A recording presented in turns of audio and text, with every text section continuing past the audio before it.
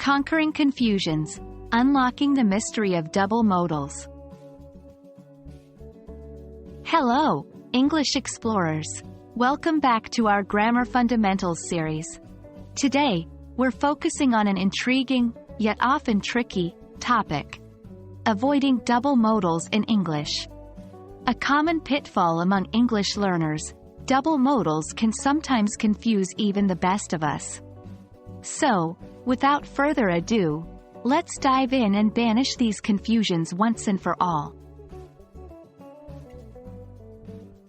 Before we delve into the concept of double modals, it's essential to have a good grasp on what modal verbs are.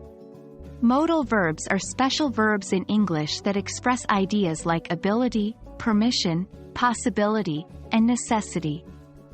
They include verbs like can, could, may, might, will, would, shall, should, must, and ought to. Double modals, as the name suggests, are when two modal verbs are used together in a sentence. This is generally considered non-standard in English and can lead to confusions. Here's an example of a sentence with double modals. I might can go to the party.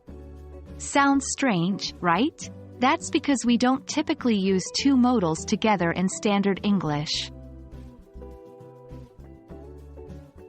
Now that we know what double modals are, let's discuss some common mistakes and how to fix them.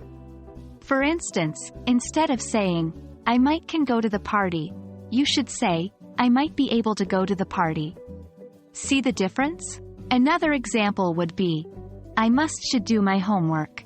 This should be corrected to, I really should do my homework, or, I must do my homework. The key here is to use a single modal verb that can carry the meaning you intend. Let's do a few practice exercises. 1. Correct the sentence. She may can help you. 2. Correct the sentence. He must finish his assignment. 3. Correct the sentence. They will come to the meeting. Remember, the best way to improve is through consistent practice and exposure to the language. And there you have it, folks. We've unraveled the mystery of double modals. Hopefully, this video made this concept clearer for you. Remember, practice is key, so keep working on those exercises. Tune in for our next episode where we will continue exploring the fascinating world of English grammar. Until then, happy learning, and remember, you can conquer English.